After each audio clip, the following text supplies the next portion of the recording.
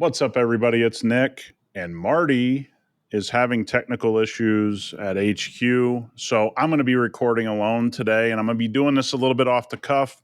But I went back and looked at some texts and DMs and emails and questions that people have from time to time and almost every day. And I know many of you want to talk about business, you want to talk about all these different things. And so one of the things I'm going to do today is just kind of shoot off the cuff and talk about some things that have become, apparent, questions people have, things like that. So let's start somewhere. I've talked to a lot of people recently where a customer, or if you're doing this yourself, there's a lot of questions on, I'm seeing this on my paint. I'm seeing this on my car. And almost 100% of the time, one of the interesting things that happens is you go out, you inspect the car, and you realize the customer or the DIY or your friend or a family member did something to their car you specifically told them not to do, right? And one of the interesting things about that is I hear this repeated all over the internet, all kinds of business gurus, all kinds of people in our industry and out of our industry, that the customer has never been more informed. I honestly don't think I could disagree with anything more than that statement. And this goes for anything inside or outside the detailing realm. Obviously, this is a detailing podcast, so we're talking about the detailing world.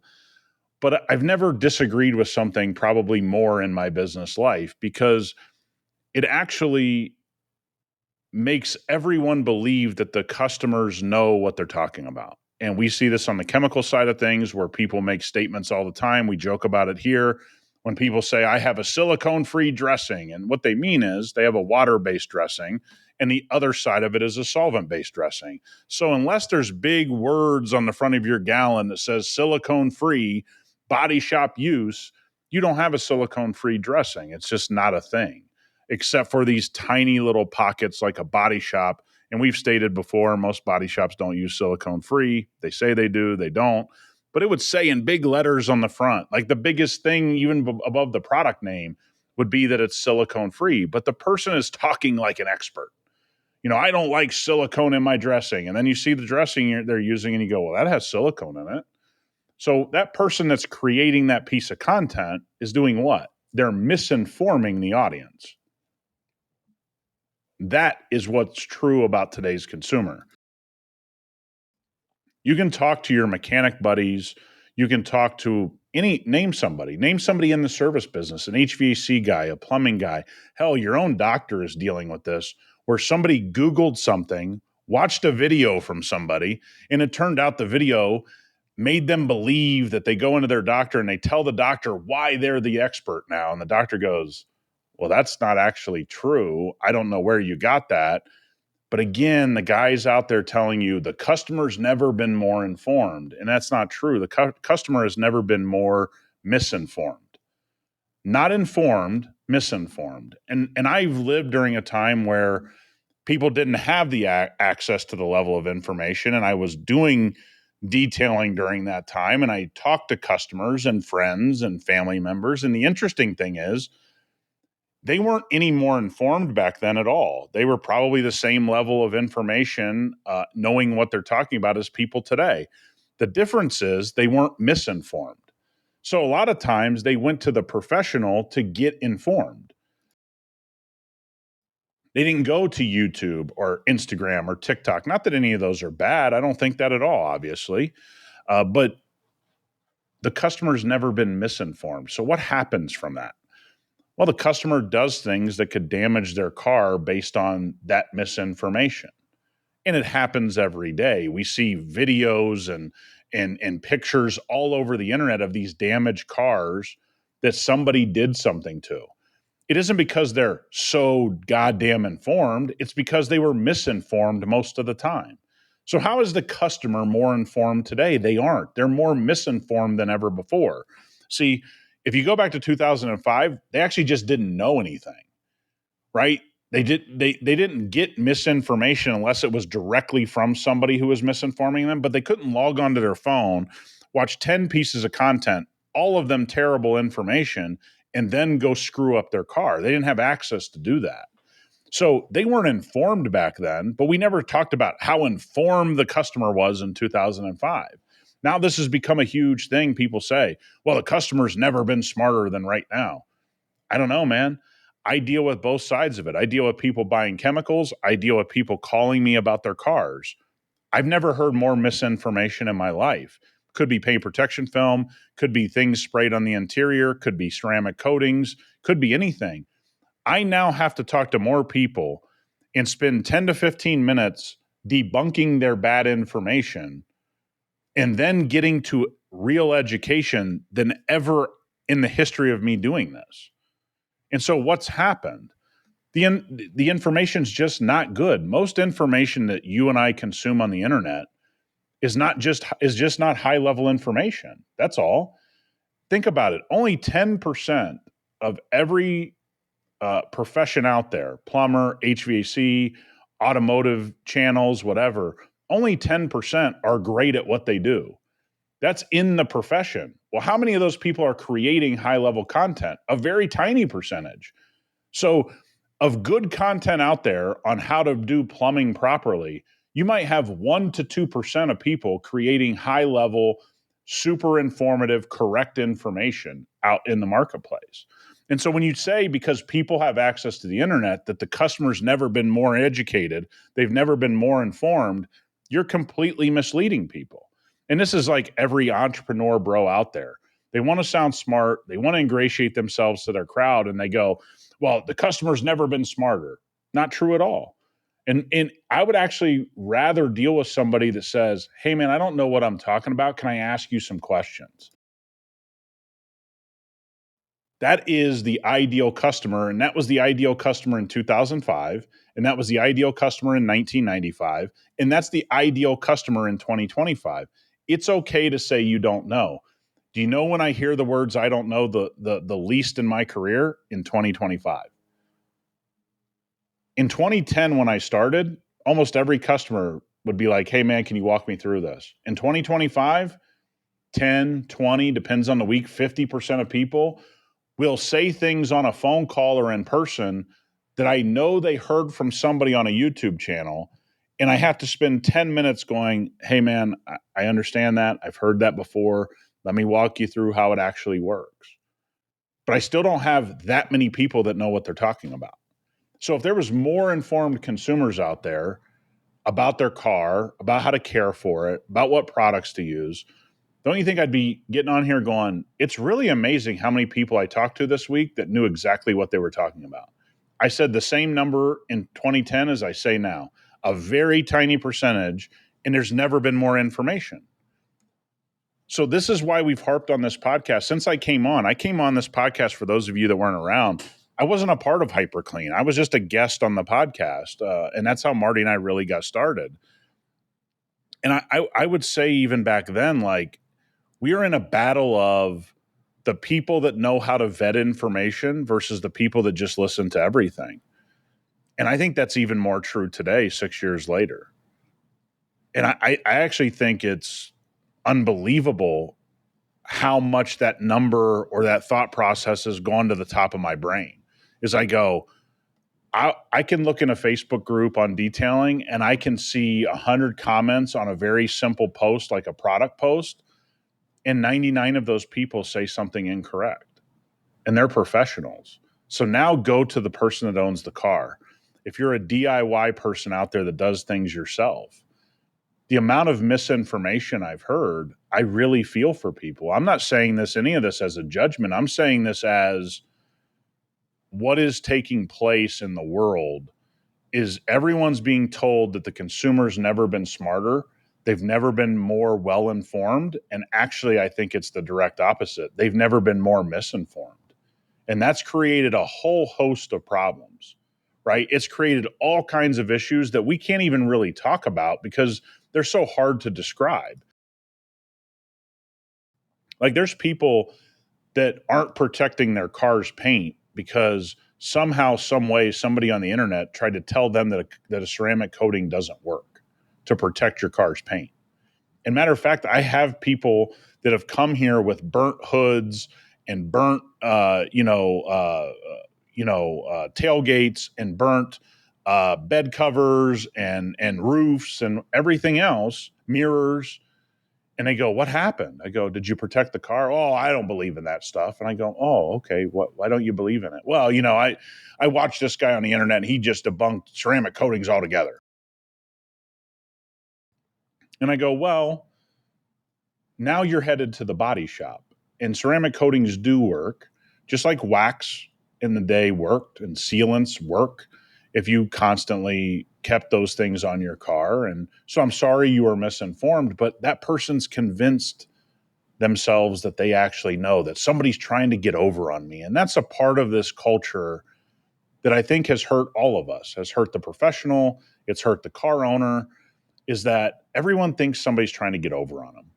And I understand that because I felt that as a consumer myself at times. I mean, we've all dealt with people and you go, I think this guy's trying to get over on me. But everybody in that industry is not trying to get over on you. That's not happening.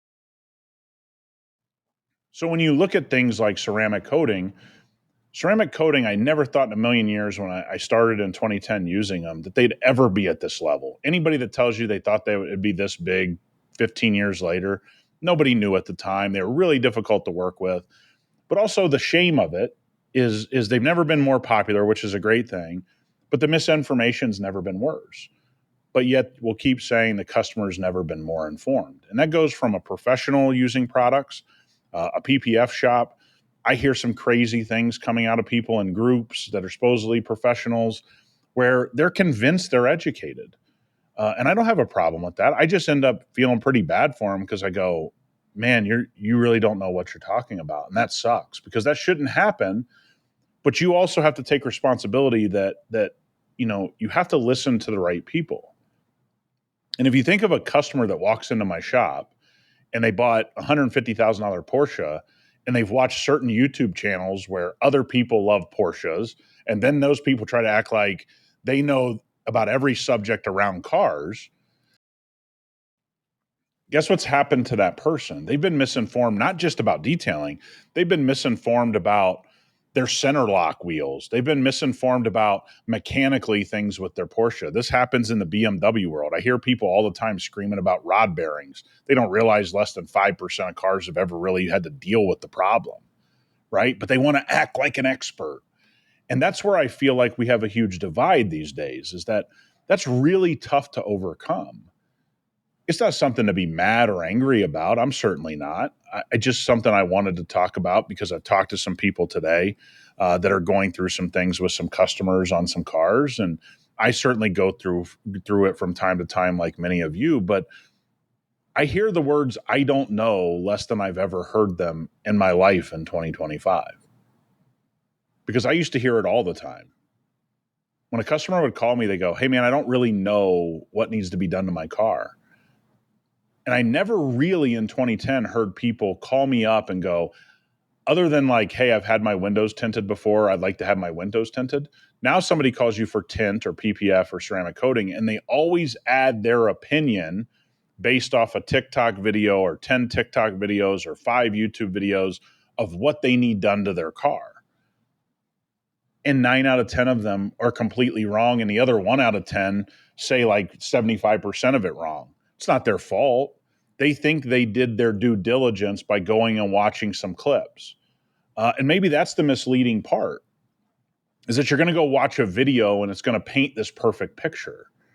It never does. That's not the content creator's fault. Now, is there some content creators that you guys look at and you go, I wish they wouldn't have done this, or I wish they wouldn't have misinformed people in this direction? Sure, that happens. I mean, that's a huge percentage of what goes on, but that doesn't really make me all that angry. I see this big picking of a fight right now about content creation and, well, that guy doesn't say it right and that guy isn't correct. And yeah, man, but point me to somebody that is. And in a lot of cases, nobody can do that because most people are towing some line where they're educating to their level of education. And I can tell you this, I mean, we've dealt with content creators that have lots of followers. Some of them I sat with at SEMA privately over the years and tried to talk to them.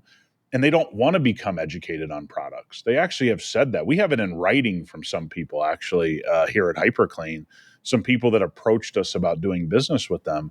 And we go, hey, we'd love to walk you through our product line. They're like, oh, I don't need to do that. It's a pretty wild thing to say, because if you go watch their content, I'm like, this guy doesn't know what he's talking about when it comes to products, and they're not even using ours. They're just using anybody. And I go, that's just not in that formula. That's an incorrect statement. And so your customer, or if you are a DIYer, the level of you being misinformed is as high as it's ever been. And so when I hear people say the customer's never been more educated, you guys just got my opinion. I've never heard a more misinformed base of clients than I hear today. And I don't blame them at all. And I don't blame the content creators all that much. It's just in the system, and the toothpaste is never going back in the tube. It's never going to get fixed. And that's why I don't really get all that worked up about it. And I know some of you do. And so maybe some of this is just to tell you, like, yeah, man, this is in the system. This is what's happening. We're not going to fix it. Like, we put out our information the way we see it, with 45 plus years combined experience between Marty and myself. And we got to live with, there's other people talking that don't have 1 year of experience in this business, and they may get hundreds of thousands, if not millions of views. Doesn't make them wrong, man. Content creation's a business. It's not about really informing people. And maybe that's where people have been misled, is that I see this all the time, the Gary V type saying, hey, put out this information. Well, everyone shouldn't be putting out information because they actually don't know what they're talking about. They have a right to, and that's kind of what I'm stating. I don't get worked up because that's the game. But you have all of these like entrepreneur bros are like, hey, people should be putting out content. Well, if you have a real estate agent putting out content who's been in the business 3 months, no offense to that person, I don't know how much I want to hear from them. But you are going to hear from them because some entrepreneur bro told them to put content out. They didn't tell them to become more educated and better serve customers. They said, put content out to hack the system. But the customer's never been more educated, huh? No. I've done a lot of real estate deals. You know how much bad real estate information's out there? Like zillions of hours. I get sent clips by buddies of mine also that have done real estate deals, and everybody who's done real estate deals just laughs. Some of these guys are getting millions and have had billions of views on information that everyone in the real estate business knows is nonsense and it's not real. So forget about detailing. This is happening everywhere with all people. And we can't run from that, but you can't also live in this world where you tell yourself, well, I've never been more educated as a consumer.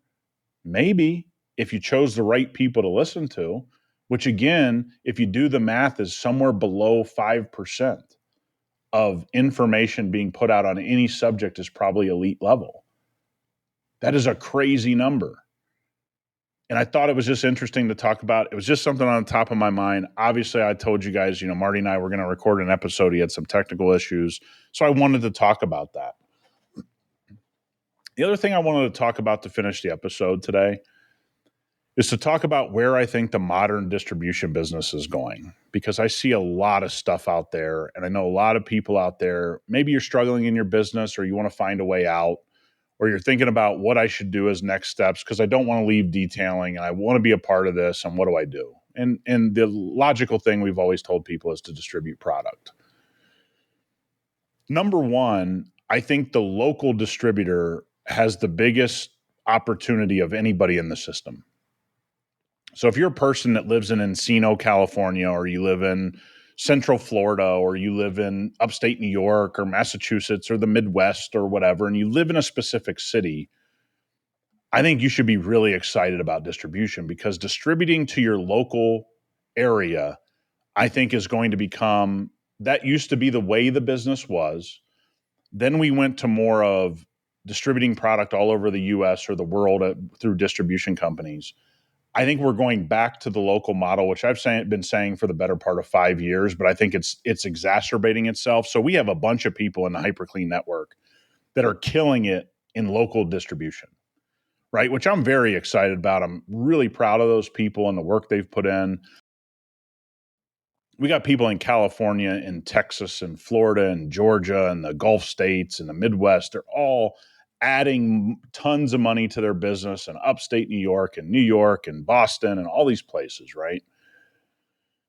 But I'm not going to lie to anybody. It's work. I mean, anything you do that you're trying to earn money in it's work. But the thing is that the individual buyers, whether that's a professional or just somebody who likes to take care of their cars, they're looking for a more personal touch than they've been getting the last 5, 7, 8 years. And I start thinking about a lot of these warehouse businesses, right? They carry a bunch of products from a bunch of different brands. They don't really believe in anything. I think those things are struggling. And I got it on pretty good authority. I know a lot of people in this business that they're struggling pretty mightily. And the reason is they don't believe in anything. If you carry 100 product, like what does Walmart believe in? You go into a Walmart, they don't believe in anything. They're just selling every product and they're going to make their 2% at the end of the year and they're going to make billions of dollars. But the only way they can make billions of dollars is to have a zillion locations around the world. I just don't think that model's sustainable unless you're somebody like Costco or Walmart or those types of things. And we're seeing a lot of pressure on this part of the business. And I don't think everyone's seeing it. But our crowd that listens to us, if you want to distribute product in your local market, I've never thought it's a better time than right now. I actually think people are looking for the personal touch more than ever before. And we have people throwing up stores in local cities, and those stores are struggling with detailing products. And you want to know why? Because they carry like 100 different lines of product. They don't believe anything. And so therefore the customer doesn't believe in them. Therefore that customer goes, well, this product's available on Amazon. I'm just going to go pick it up there. We talk to people in these stores all the time and they're like, yeah, guys will buy stuff from Amazon right in front of me instead of buying from our store. Well, the reason is if you're not going to believe in anything, I might as well get it a little cheaper on Amazon, have it delivered to my door and all that kind of stuff. But if you're looking to be in local distribution, you got to believe in something, right? You got to believe in a product line and you got to go out there and be the face of that product line in the local area. And I honestly believe that is a huge future for all the people that grab the bull by the horns and do something like that. But if you open a local distribution, we have some here in Vegas, they carry every product that's on Amazon. Then they'll call me complaining and I'm like, yeah, man, you're not going to beat Amazon. It's one of the reasons we don't list our product on Amazon. We want to reward the local distributor. We want to stay out of your backyard. We want to support you. And so you have this interesting thing as the economy starts to falter, economy goes into recession. Many of you are hearing that word all the time now. One of the things that I say is if you have a detailing business, one of the things you should be doing is developing a chemical distribution business right alongside of it. And I've been saying that for 5 years. That's not news to anybody that's been listening to us. The only regret I have about my business in the last 15 years is that I didn't start selling chemicals in 2010 when I started my business right alongside my detailing business. That was a big mistake. It was a big mistake. It's one that I've rectified now being an owner at hyperCLEAN. But the fact is, it was a dumb mistake looking back because I had the knowledge. I just didn't think it was valuable and I was wrong.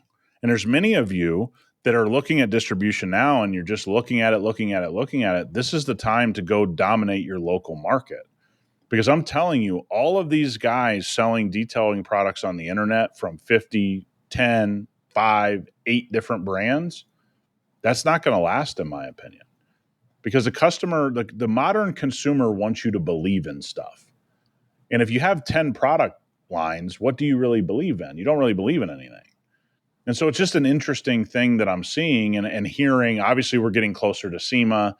So everybody's starting to reach out and book meetings and you talk to them how their year's been going and all those kinds of things. And I wish everybody nothing but the best. I like some of those people and we're happy to be in business with some of those people.